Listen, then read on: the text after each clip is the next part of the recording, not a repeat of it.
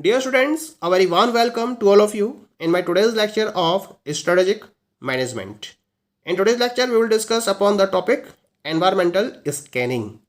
यानी कि आज के टॉपिक में हम एनवायरमेंटल स्कैनिंग के टॉपिक को डिस्कस करेंगे। इसका क्या कॉन्सेप्ट है, क्या इंपॉर्टेंस है इसकी, क्या इसके मेन फीचर्स है, इसके बारे में एक प्रॉपर डिस्कशन करेंगे हम आज के लेक्चर में। एनवायरमेंटल स्कैनिंग यानी कि जो ऑर्गेनाइजेशन है वो दो टाइप के एनवायरनमेंट को फॉलो करती है। एक तो एक्सटर्नल एनवायरनमेंट और दूसरा होता है उसका इंटरनल एनवायरनमेंट।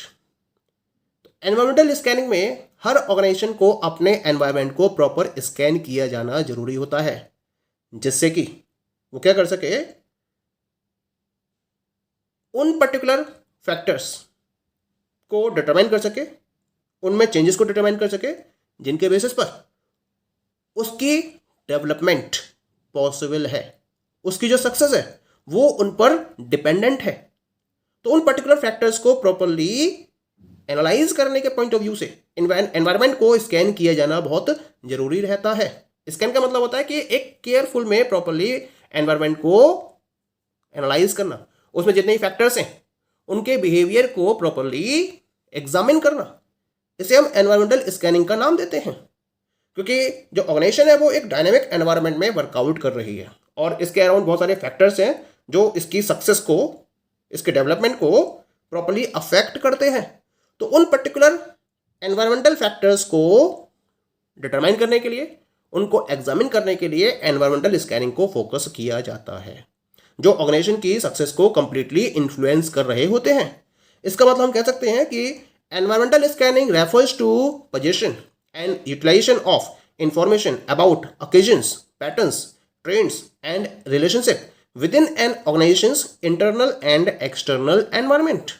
तो environmental scanning का मतलब हो गया कि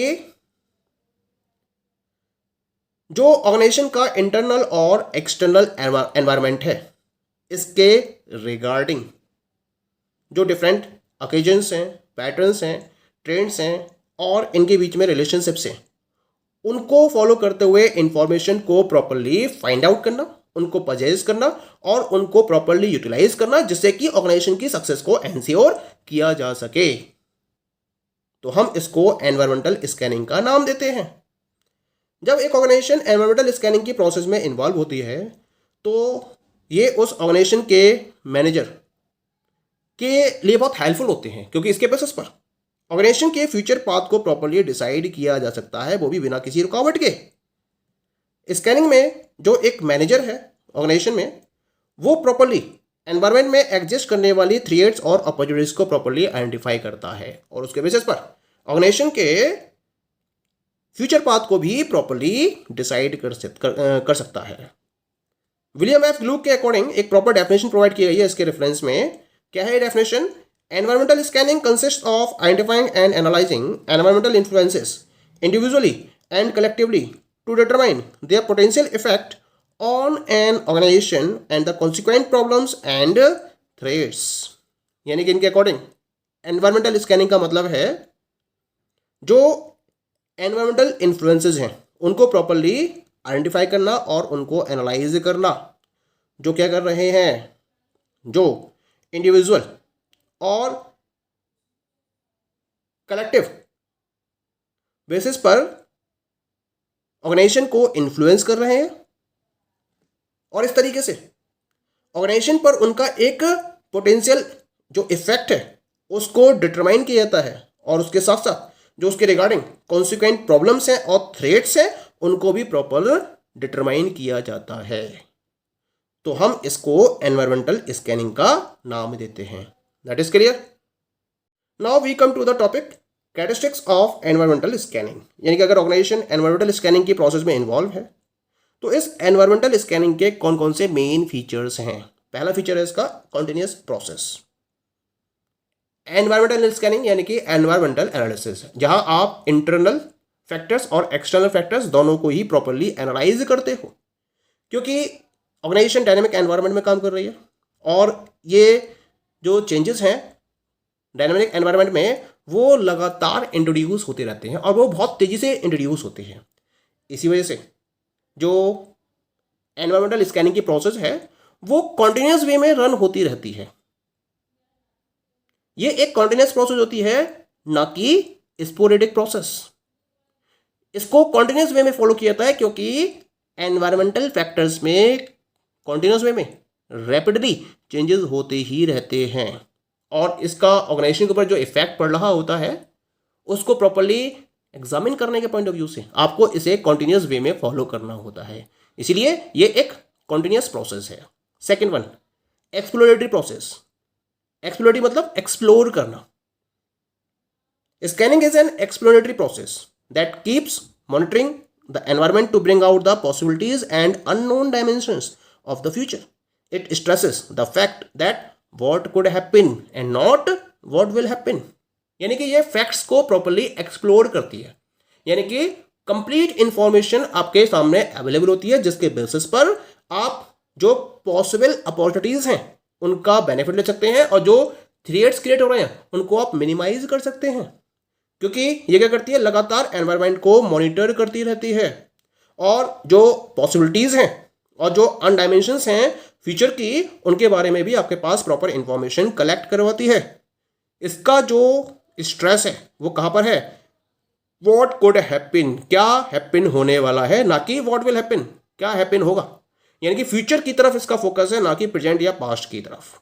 तो ये प्रेजेंट इवेंट को फोकस न करते हुए फ्यूचर इवेंट को डिस्कस करती है, उसके बारे में प्रॉपर इंफॉर्मेशन अवेलेबल कराती है। इसी वजह से इसको हम एक एक्सप्लोरेटरी प्रोसेस का नाम देते हैं। थर्ड फीचर क्या है इसका, डायनामिक प्रोसेस। बहुत डायनामिक प्रोसेस है। ये कैसी है, जो एनवायरमेंटल स्कैनिंग है वो बिल्कुल भी स्टैटिक नहीं है, ये एक डायनामिक प्रोसेस होती है और ये चेंजिंग सिचुएशंस पर डिपेंड करती है। यानी कि जैसे जैसे सिचुएशंस में लगातार चेंजेस होते रहते हैं उसके अकॉर्डिंग ये जो एनवायरमेंटल स्कैनिंग है वो अपने रोल को प्ले करती रहती है। इसी वजह से इसको हम डायनेमिक प्रोसेस में इंक्लूड करते हैं। Next feature is the holistic view, यानी कि ओवरऑल व्यू, यानी कि ये सभी को एक साथ लेकर चलती है, इंडिविजुअल बेसिस पर या पार्शियल बेसिस पर। यहाँ एनवायरनमेंट को स्कैन नहीं किया जाता है बल्कि एनवायरनमेंट के रिगार्डिंग एक कंप्लीट व्यू को फोकस किया जाता है under environmental scanning. It means that environmental scanning focuses on the complete view of the environment rather than viewing it partially। तो पार्शियल बेसिस पर एनवायरमेंटल फैक्टर्स को एनालाइज ना करके कंप्लीट बेसिस पर एनवायरमेंटल फैक्टर्स को एनालाइज किया जाता है अंडर द एनवायरमेंटल स्कैनिंग। इसी वजह से इसका व्यू कैसा है, it is having a holistic view. Okay, now we will discuss about the importance of environmental scanning. क्या क्या इंपॉर्टेंस है एनवायरमेंटल स्कैनिंग की किसी भी ऑर्गेनाइजेशन के पॉइंट ऑफ व्यू से। The very first importance is goal accomplishment. किसी भी ऑर्गेनाइजेशन के रेफरेंस में गोल्स को तब तक फुलफिल नहीं किया जाता जब तक कि एनवायरमेंटल चेंजेस को अडेप्ट ना किया जाए। यानी कि एनवायरमेंट में जो चेंजेस हो रहे हैं जब तक उन चेंजेस के अकॉर्डिंग गोल्स को सेट नहीं किया जाता तब तक उन्हें प्रॉपरली फुलफिल भी नहीं किया जा सकता। इसी वजह से क्या होता है, प्रॉपरली एनवायरमेंट को स्कैन किया जाता है और फिर एनवायरनमेंट में जो चेंजिंग कंडीशंस हैं उसके अकॉर्डिंग स्ट्रेटजीज को एडजस्ट किया जाता है जिससे कि प्रॉपरली गोल्स को अचीव किया जा सके, प्रॉपरली गोल्स को अकम्प्लिश किया जा सके। Clear. Next importance is threats and weakness identification. आपको डिफरेंट टाइप की थ्रेट्स और वीकनेसेस को आइडेंटिफाई करना है, तो उसके लिए भी आपको क्या करना पड़ेगा, प्रॉपरली एनवायरमेंटल को स्कैन करना ही होगा। If any of the organization want to grow, then it has to minimize its threats and identify the weaknesses। जब तक कोई भी ऑर्गेनाइजेशन अपने थ्रेट्स को मिनिमाइज नहीं कर देती है और अपनी वीकनेसेस को आइडेंटिफाई करके उस पर कंट्रोल नहीं कर लेती है तब तक वो ग्रो नहीं कर सकती है। और थ्रेट्स और वीकनेसेस को कैसे आइडेंटिफाई किया जाता है, ये केवल एनवायरमेंटल स्कैनिंग के बेसिस पर ही पॉसिबल है। क्योंकि जब ऑर्गेनाइजेशन एनवायरमेंटल स्कैनिंग को फोकस करती है इसके अकॉर्डिंग वो अपने थ्रेट्स और वीकनेसेस को आइडेंटिफाई कर सकती है और फिर इनको मिनिमाइज करने के पॉइंट ऑफ व्यू से स्ट्रेटजीज को भी डेवलप कर सकती है। That is clear. Next importance is that is the future forecast. Environmental changes are often unpredictable. अगर एनवायरमेंट में कोई चेंज हो रहा है तो ये क्या होते हैं, ये बिल्कुल ही अनप्रेडिक्टेबल होते हैं और जितनी भी फ्यूचर इवेंट्स इनकर होने वाली हैं उनको वो एंटिसिपेट नहीं कर सकती है। लेकिन अगर प्रॉपरली एनवायरमेंटल स्कैनिंग को फोकस किया जा रहा है, प्रॉपर एनालिसिस को फोकस किया जा रहा है, तो ये क्या कर सकती है, ये इन फ्यूचर में इनकर होने वाली इवेंट्स को एंटिसिपेट कर सकती है और इसके अकॉर्डिंग फ्यूचर के पॉइंट ऑफ व्यू से बेटर स्ट्रेटेजिक डिसीजंस को भी फॉर्म कर सकती है। इसी वजह से जो एनवायरमेंटल एनालिसिस है वो किसी भी बिजनेस के प्रोस्पेक्ट को फॉरकास्ट करने में सबसे ज़्यादा काम आती है। तो केवल केवल एनवायरमेंटल स्कैनिंग के बेसिस पर ही पॉसिबल है कि आप फ्यूचर में इनकर होने वाली इवेंट्स को प्रॉपरली फॉरकास्ट कर पाए और उसके बेसिस पर डिफरेंट टाइप की स्ट्रेटजीज को डेवलप कर पाए। The next one is the market knowledge. Every organization must be aware of the ongoing changes in the market. यानी कि मार्केट में जितने भी चेंजेस फॉलो हो रहे हैं उसके बारे में हर ऑर्गेनाइजेशन के पास एक प्रॉपर इंफॉर्मेशन होनी जरूरी होती है। यदि वो ऐसा नहीं कर पाती है तो ये स्ट्रेटेजिक चेंजेस को प्रॉपरली आइडेंटिफाई नहीं कर सकती है according to the changing demands.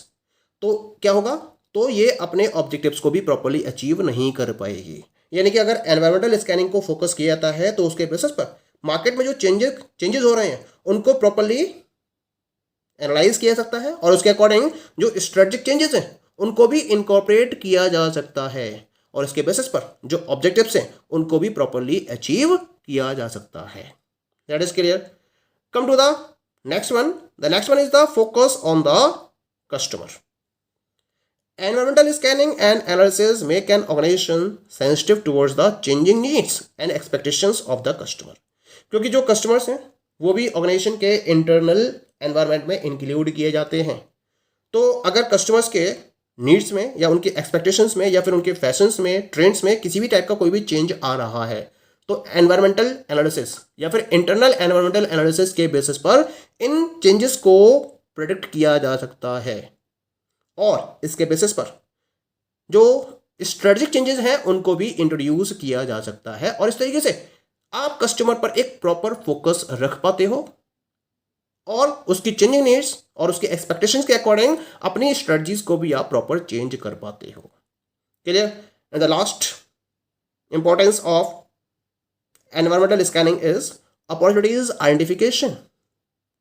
Environmental analysis में एक एनालिसिस की जाती है जिसको हम बोलते हैं सॉट analysis. Strength, weakness, opportunities and threats. इस सॉट एनालिसिस के बेसिस पर जो मार्केट का या जो ऑर्गेनाइजेशन का करंट एनवायरनमेंट है उसको प्रॉपरली एग्जामिन किया जाता है, उसकी प्रॉपरली एनालिसिस की जाती है और उसके बेसिस पर जो मार्केट में पॉसिबल अपॉर्चुनिटीज़ हैं उनको आइडेंटिफाई किया जाता है और उन अपॉर्चुनिटीज़ को किस तरीके से अवेल किया जा सकता है उसके रिगार्डिंग नेसेसरी स्टेप्स को भी फोकस किया जाता है कि किस तरीके से उन स्टेप्स को फोकस करते हुए पॉसिबल अपॉर्चुनिटीज़ को अवेल किया जा सके, उसका मैक्सिमम बेनिफिट अर्न किया जा सके। लेकिन ये पॉसिबल कैसे है? On the basis of the environmental scanning only. Clear. So these all are the different importance of environmental scanning. Okay, thank you.